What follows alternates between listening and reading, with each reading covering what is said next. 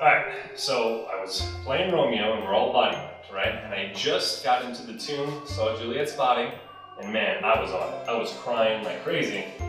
And I kind of got a little impressed with myself and forgot all my lines. And so I just continued to cry and pace and cry and pace. And I don't want it for a while until I just went up to Juliet's body, fell to my knees, put my hand over my heart, covering the mic, and leaned in, covered her mic, and said through my lips, "I don't know my line."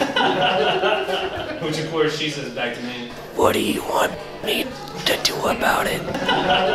They have their exits and their entrances, and one man in his time plays many parts. It is supposed to be, "And you who are not worthy to lick the dust from my feet." And one night he said, "And you who are not worthy to lick the ducks from off my feet." And the door was stuck. Someone had locked the door. And he was locked on stage. Okay, so it was a really particularly tense dress rehearsal for Hamlet.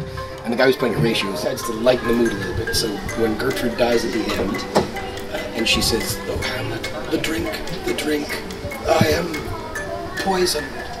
He has the entire cast do a collective spit take.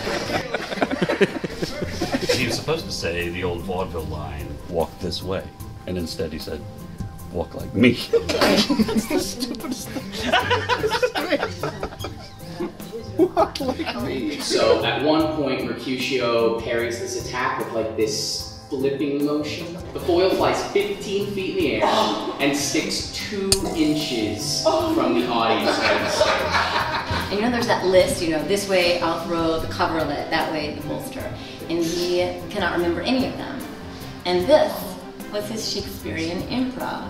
With the thing and the thing and the super duper thing. So his mic was on and the whole audience heard him swearing in his dressing room. Heard her going to the bathroom. I think it was about the end of the third act.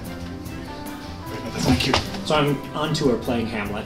I stab Polonius through the curtain, pull the sword out, turn around and run the sword right straight through the speaker. The audience laughs like crazy. I feel like an idiot. They finally calm down, but then later on in the scene, Hamlet's father comes on, and the voice comes out of the speaker like... Only somebody has forgotten to put the trap door down over the stairwell. I fall down the stairs, into the basement, and land with my face on the prop table. I break my nose so badly that I look like Quasimodo. At the act break, I look at the woman who's playing Gertrude, and she faints dead away. The director comes down, and I told, oh, by the way, the director can't even look at me because I'm so disgusted.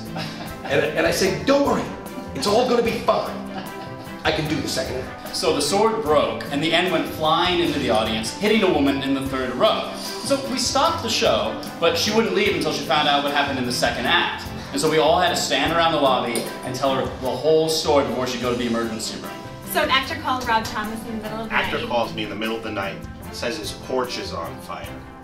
So I start getting dressed. I say I'm gonna run over there. I ask if the fire department's been there yet. He says no.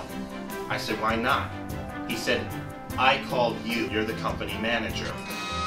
He looks to me and says, "Should I take my armor off?" I say, "Yeah." So I give him my shirt, and I have to sit backstage the entire night completely shirtless. There are these 2 big towers that are on casters and they move around throughout the play.